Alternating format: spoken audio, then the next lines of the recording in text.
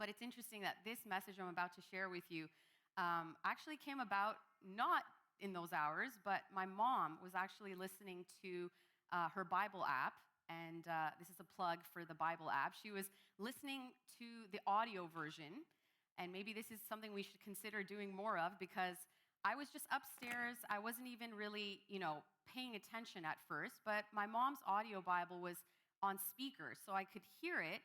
And I guess at one point I kind of tuned in and started paying more attention, and it happened to be on John chapter 21.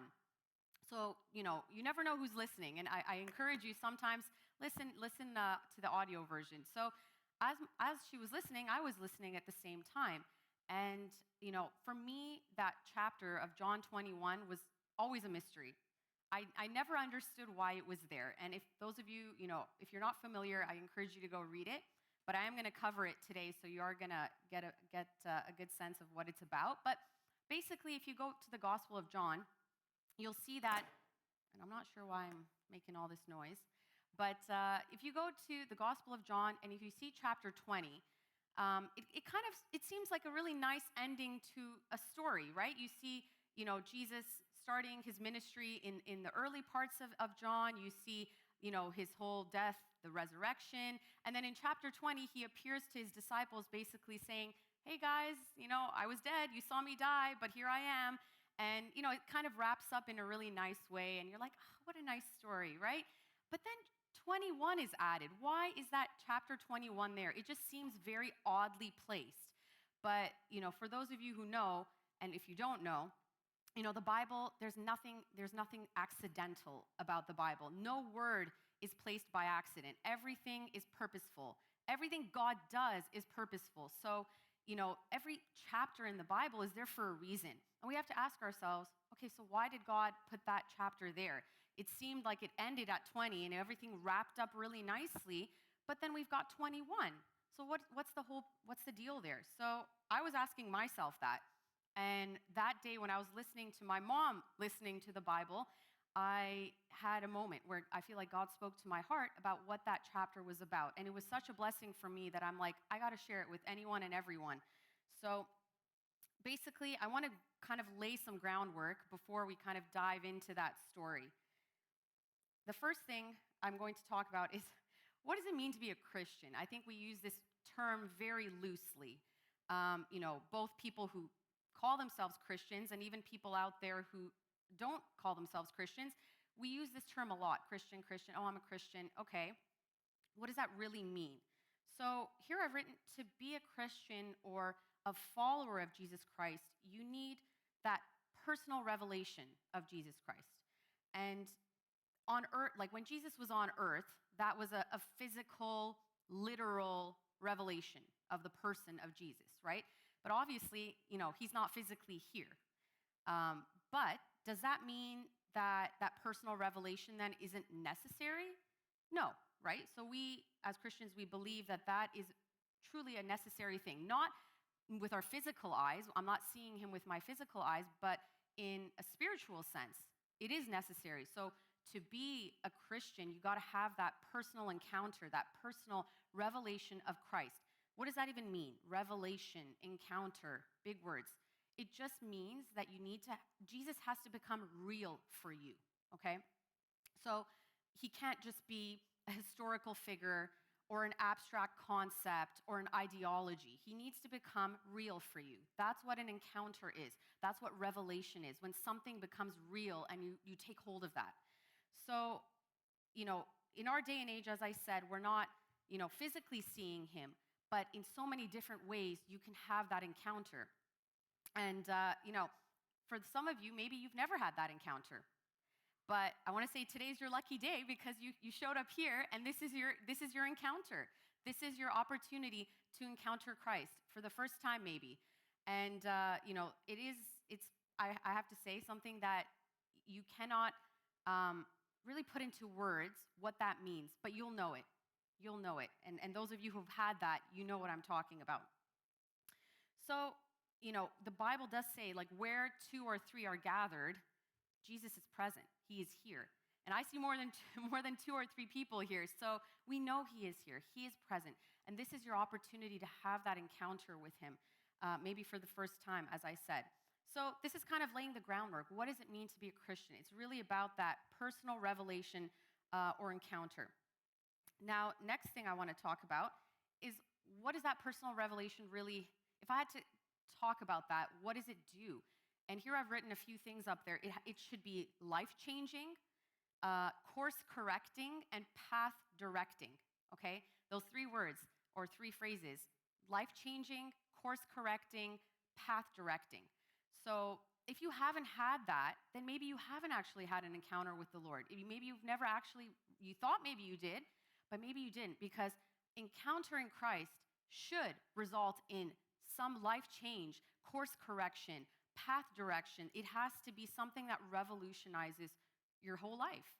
So this is something that is essential, as I said, to be a Christian or follower of Christ. But my question to all of you is, what happens when it's not?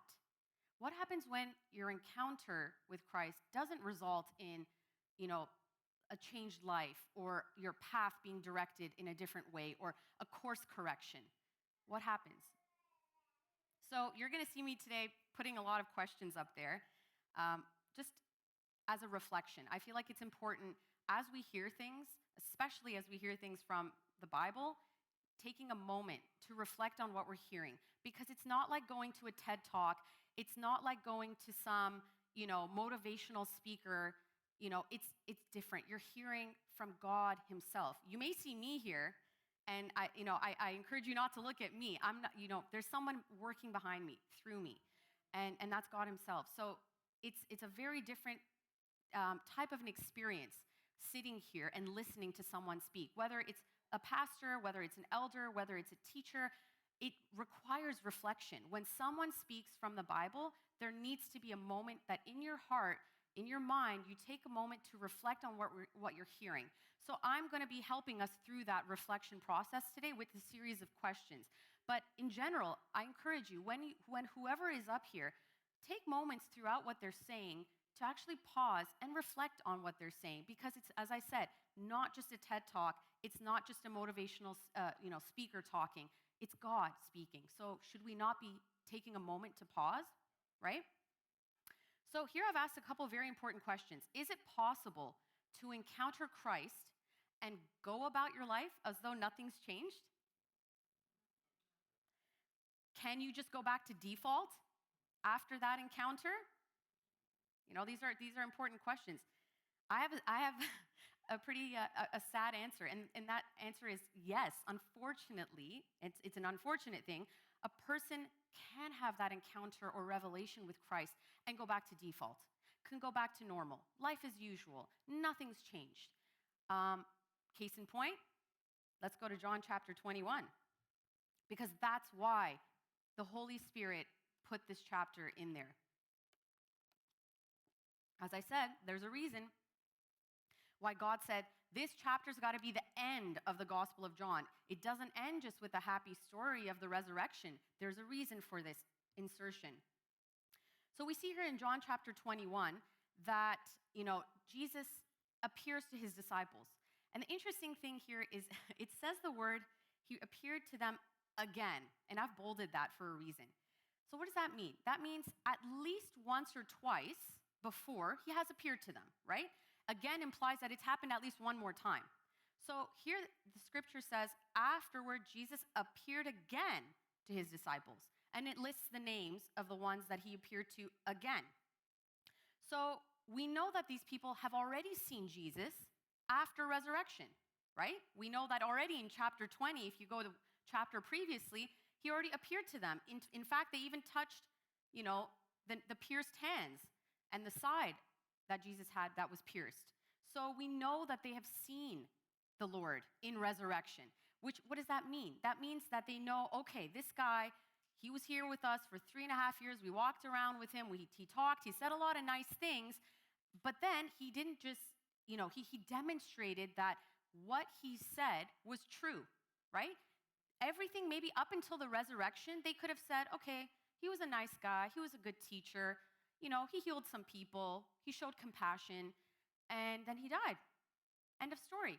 But his resurrection was what sealed the deal, that resurrection was what confirmed for the disciples that everything Jesus said when he was walking with them, living with them, talking to them was true.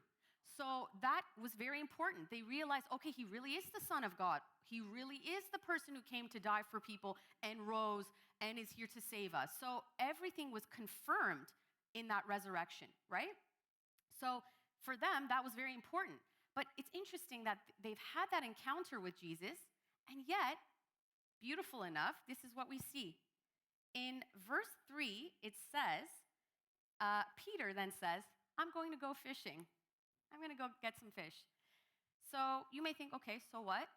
Again, go back to the previous two verses. They have seen the resurrected Jesus, and Peter says, I'm going to go fishing. Doesn't that seem a little weird? Like, imagine you physically are seeing Jesus here after you saw him die. You're like, shouldn't that be a life-changing moment? You've had that revelation of Jesus living, the living Lord, and then you're like, I'm going to be going fishing today. And why is that interesting? Because those of you who are not familiar with the Bible, Peter was a fisherman. That was his occupation. That was his job. That was his hobby, whatever. He liked to fish, and he also did that for his living. So would you not say then that this confirms that we can have that revelation of Jesus, we can have that personal encounter and go back to default? Would you not say that Peter was defaulting here, right? And he saw the physical Jesus. He touched the hands. Some of us sitting here may think, well, if I got to touch the hands, I will definitely be committed. No problem. If I touch the Lord, if I see him face to face. Peter saw him face to face. Peter touched those hands. He literally saw the person of Jesus after resurrection. And so he goes fishing. So how much more should we be more guarded and careful and cautious that we don't fall into that same default? If Peter, who saw him physically, went back to default, how much more careful must we be, lest we also default back to life as normal? Okay, so what? Jesus died for me. So what? Okay, he resurrected. So what? He's up there, on the throne. Who cares? So nice, right? Is that our attitude? Do we just go back about our life like, I got to pay my mortgage this week. I've got to pick up the kids. I've got, Christmas is coming up, busy social calendar, this. Default, right? So it's very important that we see this verse here because he just goes back to that default. But the interesting part about it that I've highlighted here as well is, so they go fishing, and it says that they caught nothing. That struck me for a moment. Peter is a seasoned fisherman. This guy, he knows what he's doing. It's not his first time. Like if someone ever took me fishing, I would catch nothing because I don't know anything about fishing. I have no clue. So someone like Peter shouldn't be, confused. He shouldn't be caught off guard about, it's a bad time. I chose the wrong hours of the day. Or oops, I forgot, I got the wrong net. I went to whatever place and I bought the wrong whatever. No, he's not caught off guard. There's nothing that he did that was wrong. He was a seasoned fisherman. He's been doing that for years. That was his livelihood. So how is it that he's caught nothing? Well, there's a reason, I think, that the Bible puts this. And here I've put a little, again, reflection. Can we be a Peter? As I said, we go about our lives like majority of the people sitting here, I know you, I know your life story. I know that you've had that personal encounter with Jesus at one point in your life. But my question is, can we also fall into the same trap that Peter fell? And with him, he took other disciples too. So we can go right back to default and walk out of these doors after this afternoon and just go back to life as usual. I've got my school, I've got my exams, I've got my work, I've got my relationship, I've got my kids, I've got all these things, life as usual, as though your life hasn't been impacted by something so great as the resurrected Christ, right? So just like Peter, I've written here, we can easily lose focus. Peter lost focus. 2 seconds ago, he was seeing the resurrected Lord, and then, it says maybe few hours, few days later, he decides to go fishing. He's lost focus completely from what the whole point was. And we can also be like Peter, which is, again, an unfortunate thing. But back to what I was saying about the catching nothing. I think that's a significant thing that the Lord wanted us to see in this whole story. And the reason for that was because the no fish represents a lack of victory and blessing. This is an important thing to take in. Jesus is not saying, don't go to school, don't go to work, don't have a family, don't have your hobbies, don't travel. Nobody's saying that. In fact, I do all those things. I love all those things. I'm one of those advocates for, education and rising up in your workplace and whatever, having a family, having friends. Nothing wrong with any of those things. But here's the problem. Is Jesus in the equation of your life, or he's removed from your life? Take that in. Is Jesus in your day-to-day living? Your school, your work, your family, your relationships, your home environment, whatever it is. So, as I said, when there's no fish, it represents there's just no victory and no blessing. And this happens when Jesus is out of the picture. And, he knows, as I said, that we have to live in this world. We can't just be monks and nuns and go live in a monastery and pray all day and just, say, oh, I love Jesus. No, you can't do that. Jesus is expecting us to live in this world. In fact, Jesus himself was living in the world. We sometimes think that Jesus was this weird mystic guy who went in the desert and he was on his own and no, Jesus was among the people. He was living among people. He was going to weddings. We know he went to at least one, he went to weddings. He socialized. He was very much a part of his society. He wasn't some abstract, weird person out there. He was integrated, but yet different at the same time. So, when Jesus is not our focus in our lives, there is no victory and no blessing. And I will sign and seal that. You can take it to the bank. There will be no blessing. Sometimes you may not realize that. Maybe it takes you a few years to realize that. But eventually you'll come at a point in your life where you'll see, there really is something lacking.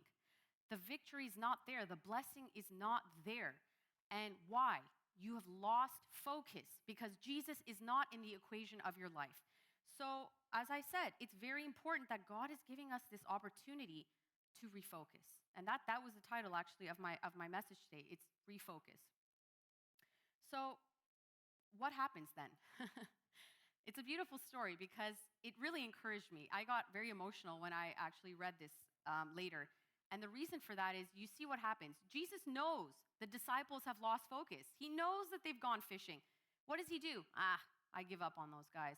Whatever. I give up. After all this that I've done, I literally died. I rose. These guys don't care. He shows up. He shows up. He doesn't give up on them. He shows up. And I want to say this to encourage you here today. He's showing up here right now. He's here. He is here right now. He's shown up on the shore of your life here today. And I think that's something that if you just take a moment to reflect, you're like, wow. I may have lost focus, but he's shown up again. He's come after me. So here again is where on John chapter 21 in verse 4, it says, early in the morning, Jesus stood on the shore. But the best part, the disciples didn't realize that it was Jesus. I love that. I love it. Jesus shows up. And that is him saying, I'm not giving up. I'm not giving up on you. I am here. Even if you lose focus, I don't lose focus on you. But the question is, are we going to be like the disciples? Because it says he showed up, but they didn't even realize it was Jesus. Isn't that a little sad? Isn't that sad? How many times has Jesus shown up repeatedly in our lives and we don't realize he's there? He's shown up. Can it be that maybe every single Sunday that we're here, he shows up and we walk out those doors, we don't even really realize it? We're going through the motions. Church is a routine. We're just doing it, but we don't actually take a moment to realize Jesus showed up. He was not in a physical sense, but in spirit, he was here. And yet I walked out those doors and didn't even realize it. Because if you realize it, you'll allow it to impact you. You won't walk out of these doors the same person. If Jesus shows up and you have that encounter again, your focus comes back on this person. You should not be leaving the same person. So maybe that's the problem, right? And I'm speaking to myself too. because I also fall in that motion. We all are, vulnerable. None of us are exempt, right? So take that in. Ask yourself, could that be me? That he's showing up in my life so many times in so many ways, and yet I don't even realize it? So again, I put a couple reflection questions here, and we should ask ourselves, can we be so busy thinking about ourselves that Jesus is completely absent from our thoughts? He's not here. Nothing's happening here. Can Jesus be so far removed from our minds that even if he appears on the scene, we don't realize it? And these are questions we all have to ask ourselves. I'm not asking you. This is us asking, each of you asking yourself this question. And when I asked myself all of these questions, as God was speaking to me, speaking to my heart, I was asking myself these things, and I realized, oh boy, very much so. We can very much get caught up in the busyness of life and the cares of this world and all that's going on around us, which maybe some of them are good things. We think, okay, well, I'm just talking about bad things. No, there's nothing wrong with having a family. There's nothing wrong with having a spouse. There's nothing wrong with education and work. But can those things keep us so preoccupied, so busy, that we don't even have Jesus on, doesn't even cross our minds at all? That's a problem, right? So, and then the best part is that he does show up, as I said, but even when he's there, we don't realize it. We're so busy in our own world, doing our own thing, living in that default, that we don't even realize he has shown up. So again, we got to ask ourselves these questions. But as I said, this is the encouragement. Jesus doesn't give up on us. If you take nothing away from this entire thing I'm sharing with you, just keep this in mind. Jesus does not give up on us. Even if we lose focus on him, he never loses focus on us. Never. Literally, you can find a million verses in the Bible that talk about God's eyes being on us, that we are his treasured possession, that we're the apple of his eye. Like, there are so many verses. I don't have time to walk you through those, but it just shows what value we have in God's eyes. And so even if we forget about him and our focus goes in a different direction, he doesn't lose sight of us. He doesn't lose focus, and he never takes his eyes off us. So what happens? We're continuing in the story. You see in verses 5 to 6, Jesus is standing on the shore. They don't realize it. He's there. And so, Jesus calls out to them and says, friends, have you caught any fish? And obviously they had caught nothing. So they're like, oh no, we didn't catch anything. And so he tells them, okay, throw the net on the other side. And interesting enough, it says that they've caught so much, they couldn't even put the net back in the boat. They were struggling. So going back to what I said, what does the fish represent in this story? It's that victory and the blessing. So when Jesus is now in the picture, complete reversal, right? We did a whole 180 here, where all of a sudden, the net is so full that they cannot. And they're, again, seasoned fishermen. These are not people like me trying to haul a net. These are people who do this all the time, are struggling to pull this net in the boat. So what does that mean? So one thing that I want to take a pause and say, it's nice that he calls them friends. And when he called out to them, I was thinking, I was closing my eyes and imagining, I said, you know what? He said the same thing to me. When I read this, it was like Jesus was telling me, friend, I'm here. You forgot about me, but I'm here. He doesn't just say, hey, you guys. Hey, whatever. He says, friends. So Jesus, in even saying that, he identified who he was to them. But again, were they listening is the question. So, at that point, as I said, Jesus wasn't even a thought in their minds. Nothing. They were just thinking about the fish. And all of a sudden, something happened. Someone realized, finally, after I believe that word friend tipped them off. It was the combination of the friend being said and the net being full that John realized, oh, wait a minute. We were just so caught up that we didn't realize the Lord is standing there. So again, he's here right now. He's here. You may see me, but don't look at me. The Lord is here. And he's saying, friend. He's calling out from the shore, friend. Have you caught fish recently? Have you caught? Is there blessing? Is there victory in your life? Are you seeing a lack, an emptiness you're feeling? Okay, casting it on the other side. And all that means is Jesus is just saying, I'm in the equation. Bring me back in the equation. And when you put him back in the equation of your life, when you put him back in the picture, that's when you see the abundance. That's when you see the victory. And so here's a couple more reflection questions I put. Because at first, they didn't realize he was standing on the shore. And then he even called out to them, and they didn't realize. So I wrote here, is it possible for Jesus to speak to us directly and we remain oblivious? Take that in. Can Jesus be talking directly to us, whether it's through a speaker, whether it's through a song we hear, whether it's through reading the Bible? It can be in so many different ways. He's trying to reach you, and he's trying to reach you in a direct way, and yet we remain oblivious, completely oblivious. And the second question I asked is it possible that in this very moment, Jesus is speaking?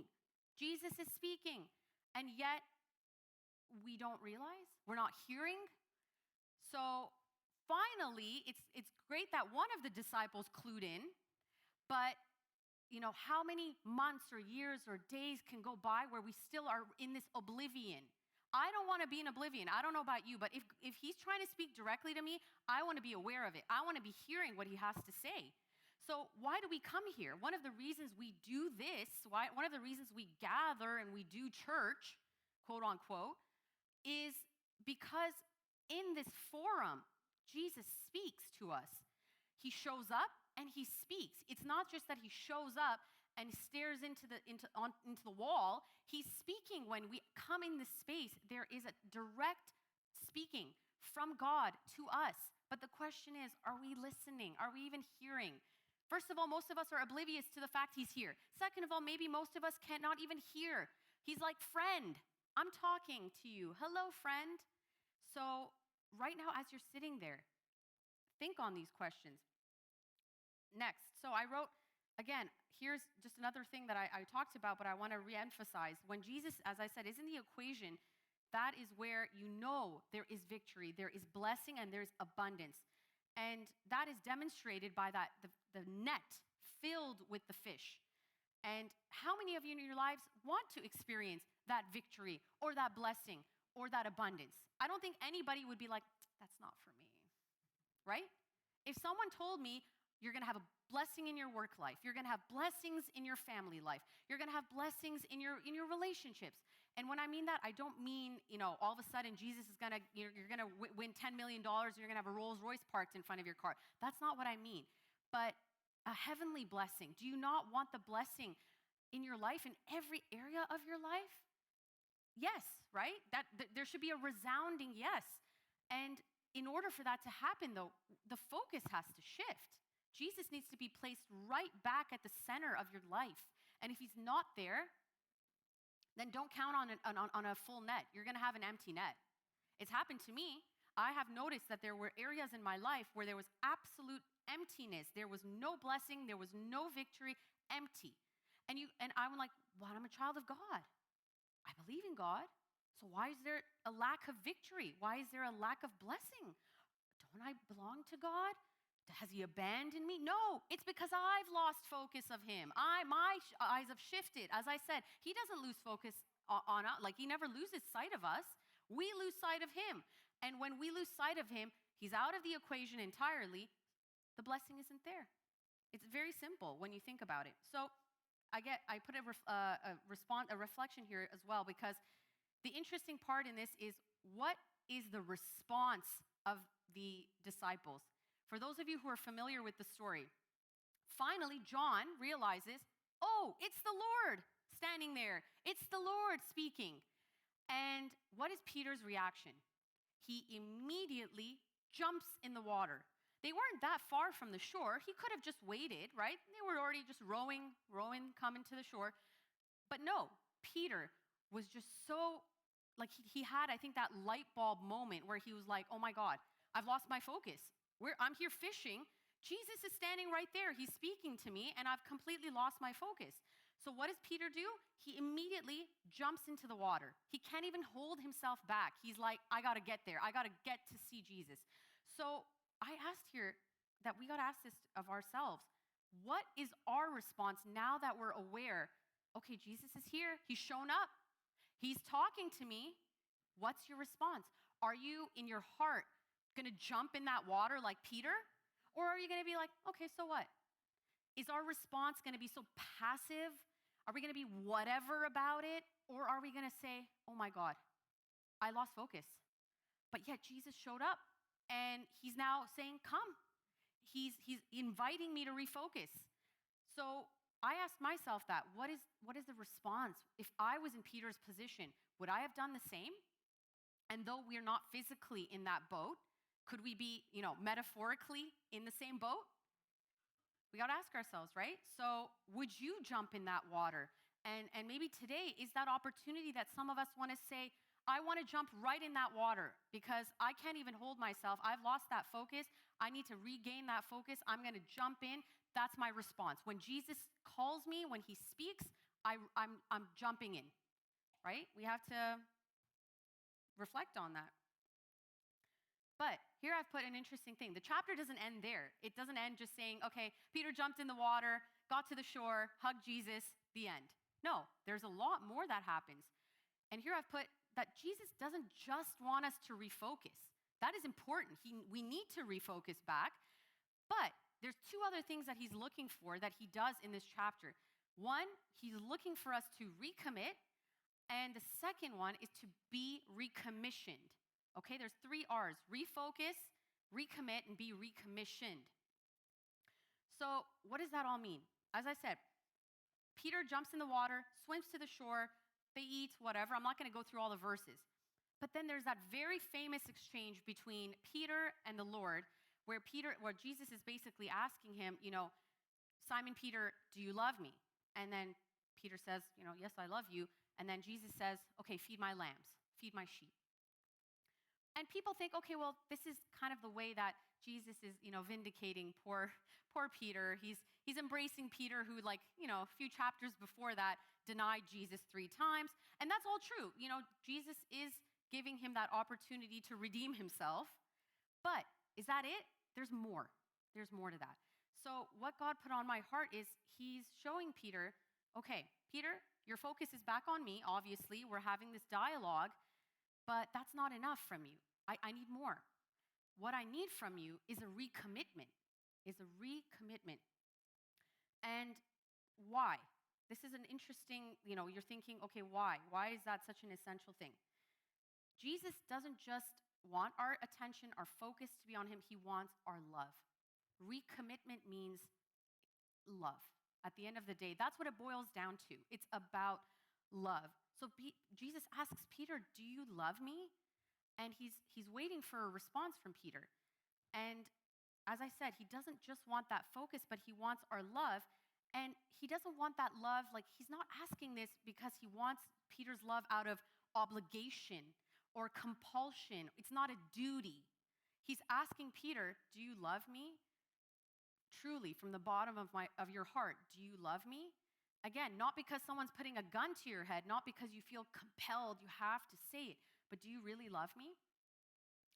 And he's asking us the same thing today, right? Is he not asking us the same thing? So, again, it's not something that should be out of duty or compulsion in our hearts, but out of love. And Christ demonstrated his love for Peter, did he not, on the cross? And for all of us, did he not demonstrate? Is that not the greatest act of love? That someone would literally Jesus says that, to lay down your life for your friend. That is the greatest act of love. And Jesus, not too long ago, he demonstrated that love he had for Peter. But now he's turning to Peter and said, okay, I've shown that love to you on the cross, in the empty grave. What's your response? Do you love me, Peter? So again, he's asking us these same things. He's standing here, he's speaking to us, and he has a very specific question he's asking us. He's not just talking pie in the sky. Jesus is asking you, do you love me? Insert your name. Blank, do you love me? Blank, do you love me? And we have to figure out what our response is. What is our response? He's not, again, he's not asking this because he's a demanding God, but he's after a love relationship with us. We've talked about how Christianity is a love relationship. It's got to be two ways. Christ demonstrated that love. There is nothing greater that he can do to demonstrate the love, but he's asking, is this mutual? That's really what he's asking Peter. Is this mutual, or is this a one-sided thing? And some of us may think, well, this is something that, only applies to people who, they're unbelievers. They don't believe, whatever. No, he's asking Peter, who is a believer, who believes in who he is, he's asking him, do you love me? Is this mutual? So we as believers who are sitting here have to ask ourselves, is this love really mutual? Because sometimes we can say it. It's very easy to say it. But do we also demonstrate it? And that's where I'm going to get to in a moment. So, Jesus is saying, do you love me? And is our response going to be, yes, Lord, I love you? Or are we going to say, I love you, Lord, but I love my kids more. I love you, Lord, but I love my job more. I love you more, but I love my hobbies more. I love you, Lord, but I love to travel more. I love you, Lord, but I love my money more. We may love him, but is he number one on that list? Or is there 50 other things and he's at the bottom? Well, I love you, but you're here. You're not here, right? He's asking Peter, is it mutual? Meaning, you're my number one, Peter. I just died for you. You're my number one. My priority is you. I've given my everything for you. Is it mutual? Is what he's asking Peter. Or am I something, I love you, Lord, but in the end, he's at the bottom of the list. I found myself coming short. When I thought about this, I said, yeah, I love God. I'm not saying that I don't love Jesus. Of course I love Jesus. But I love 50 other things more than I love Jesus. And I'm the first to admit it. I'm the first to admit it. I have no shame in admitting that I have a list of other things that I found in my life I love more than Jesus. So I could not turn around. If Jesus was standing here in all truth, I could not turn around and tell him, it's mutual, Jesus, because I have not demonstrated it. I say it, but 2 seconds later, my life shows a very different thing. It shows it's not mutual, right? So how many of us are in the same boat? And so, he's giving us, as I said, that chance today to recommit ourselves to that love, recommit to him in that love that we have for him. But again, are we willing? Peter was willing. Peter's a beautiful example of somebody who was willing. But are we also like him in this sense? Are we willing? Because as I said, it's not enough to just be focused on Christ and to love him. But also, now there's a third element coming. We got to focus on him. We got to love him. But also, how do we demonstrate that love? You're going to say, okay, so Peter just said, I love you. Okay, that's very easy to say. And as I said, as a lot of people said, talk is cheap, right? Talk is cheap. You can turn around to Jesus and say, I love you. But how do you demonstrate that love? And this is what I wrote here for what I understood, what Jesus was trying to show in this. When we serve one another, we are demonstrating that love. We are demonstrating that love. What did Jesus say in that famous exchange? He says, okay, Peter, do you love me? Peter says, I love you. What is Jesus' response? Feed my sheep. So there was an extra element there. It wasn't just, oh, Peter, do you love me? I love you. Okay, let's just hug. It didn't end there. Jesus added the feed my sheep. He could have said, serve me. He didn't say that. He could have said a million other things. He said, feed my sheep. That's very important because it's, as I said, not just enough that we come and we say, okay, I'm focused on him.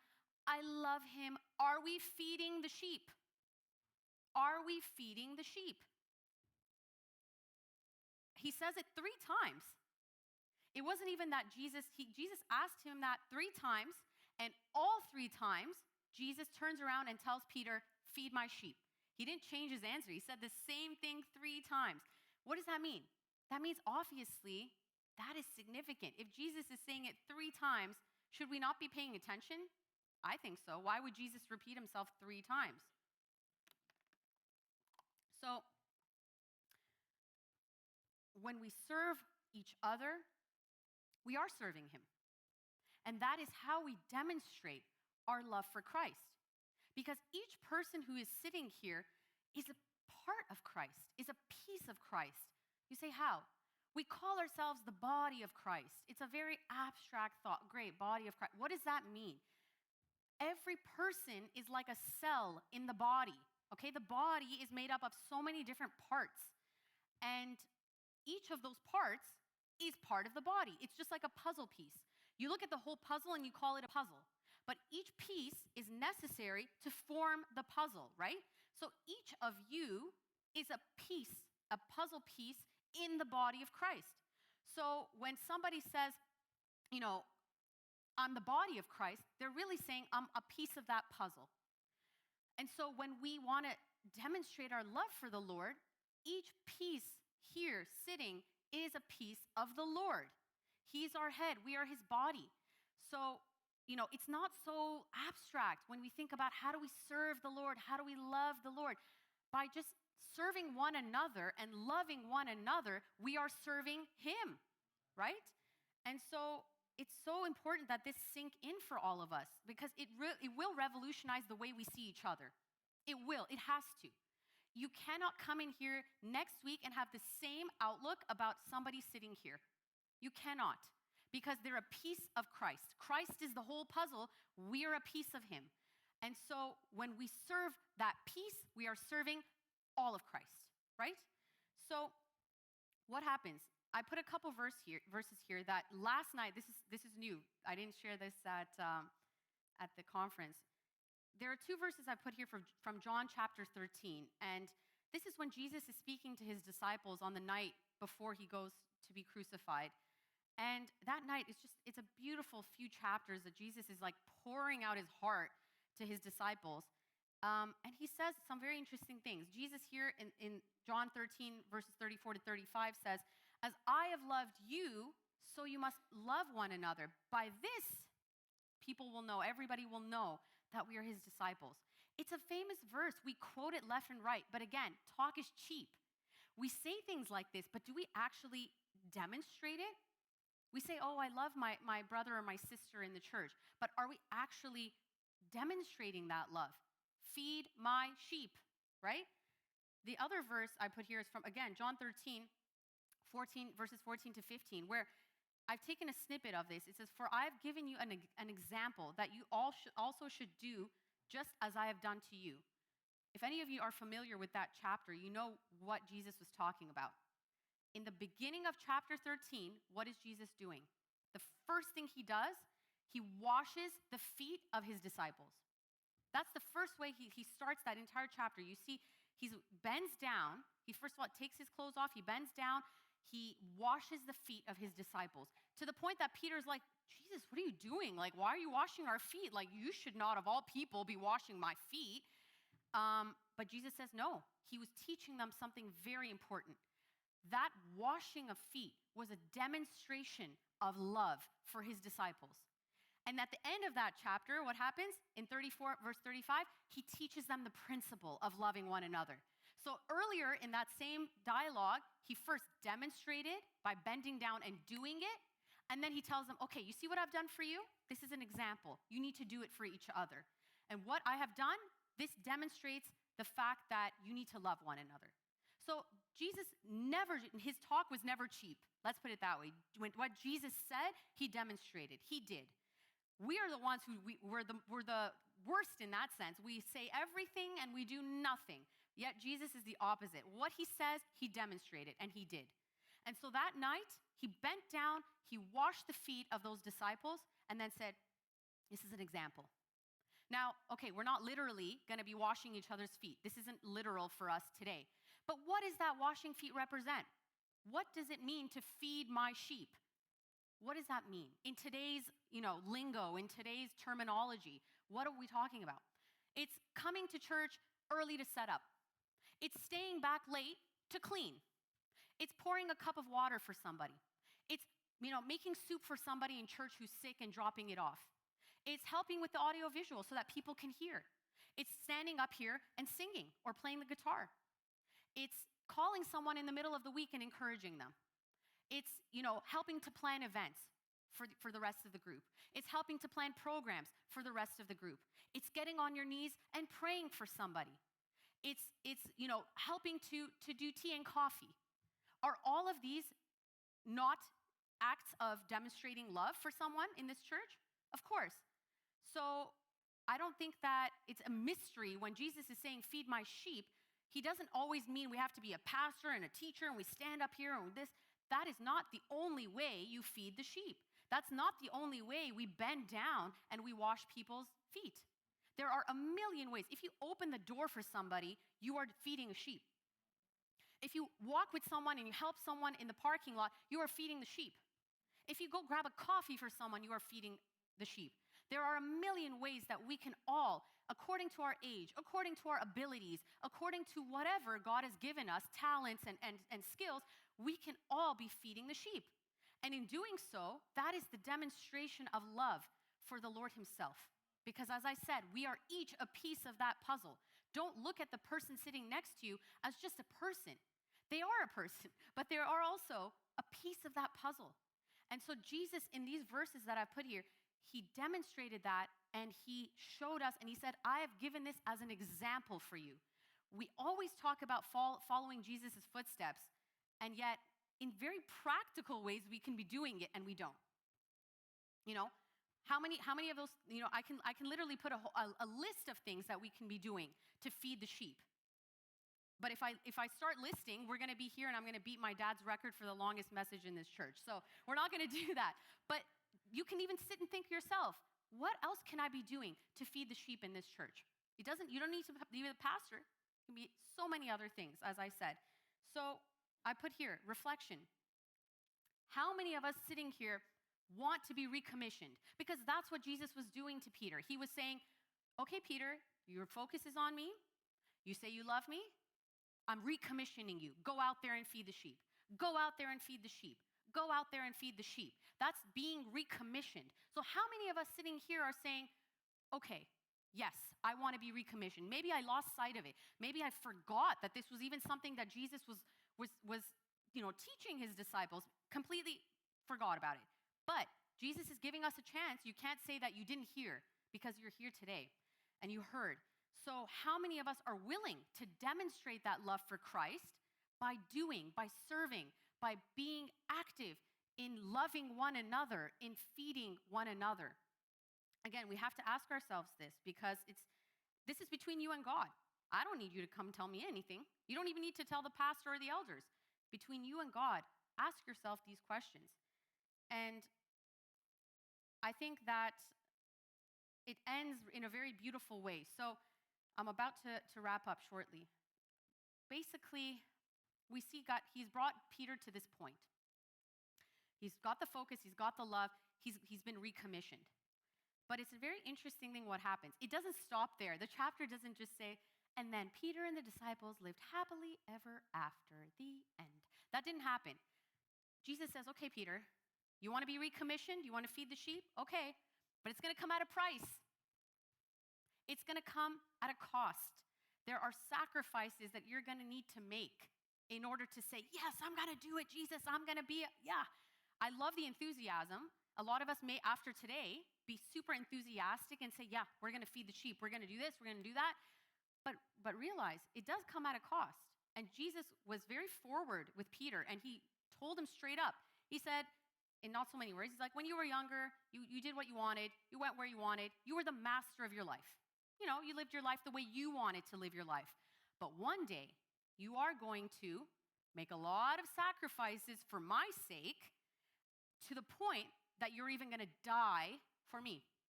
Because we know later, Peter was martyred, right? Peter died for the sake of Christ. So he straight up told Peter, you're going to die for me. You're going to have a life of sacrifice and die. And if you were the person kind of sitting there, you'd be like, oh, wow, that's very disheartening, right? After you've just given me this great commission to go out and to do, you're telling me I'm going to die for you? Like, if I was Peter, I'd be a little bit discouraged. But it's interesting the way Jesus ends this passage. He says, follow me. And I've bolded that again. And I asked myself, why did Jesus say that? It's weird because you would think Jesus would say something like, but be of good cheer. It's going to be okay. Or, don't worry, I'm with you. He doesn't say that kind of thing. He says, follow me. For me, this was also a puzzle. Like, Jesus, what are you trying to say here? You just told the guy he's going to die for you. He's going to stretch out his hand and be crucified for you. And then you're like, follow me. Like, what does that mean? So I was really meditating and thinking about that. And, first of all, I was meditating on the fact that, being and doing for one another does require sacrifice. It will require us to sometimes give up certain things and not always live the way we want to live, do the things that we want to do always for his sake. But then he says that, follow me. And for me, that was like the kicker. And so last night I was actually meditating on that word, and I was saying, God, why is this here? And so what the Lord showed me was something very beautiful. In John 12:26, again, going back to earlier in John, it says, Jesus said, if anyone serves me, he must follow me. And where I am, there my servant be also. There will my servant be also. I was like, wow. Because Jesus is telling Peter, I'm telling you very honestly, in this life, if you decide you're going to follow me, you're going to feed my sheep, you're going to have lots of problems. You're going to have to give up a lot. You're going to have to sacrifice a lot. You're going to live a very sacrificial life, like I did, right? Is that not the life Jesus led on this earth when he was physically here? Was it also not a life of sacrifice? Was it not a life that involved a lot of difficulties, challenges? It wasn't breezy. He wasn't just, kicking his feet up all the time. It was a difficult life, a life where he had to give up a lot. He had to literally give up his own life. But he says, follow me to Peter, meaning if you follow me in this life of sacrifice on this earth, what does this verse say? If anyone serves me, he must follow me, and where I am, there will my servant be also. That means if we follow him in the path here, we follow him in the path there. So there's that follow me that he put in there as an encouragement, actually, because it's not just doom and gloom that, okay, I'm going to suffer in this life and then that's it. Jesus literally in that verse said, if you, like where I am, my servant will also be. If Jesus is on the throne, if Jesus is in glory, if Jesus is in the presence of God on that throne, that literally means that is what our destiny will be. Right? So it's a following here in order to follow there. It's a following all the way through. We think that, okay, you follow here and it ends. That's it. Oh, it's just a life of suffering. Great.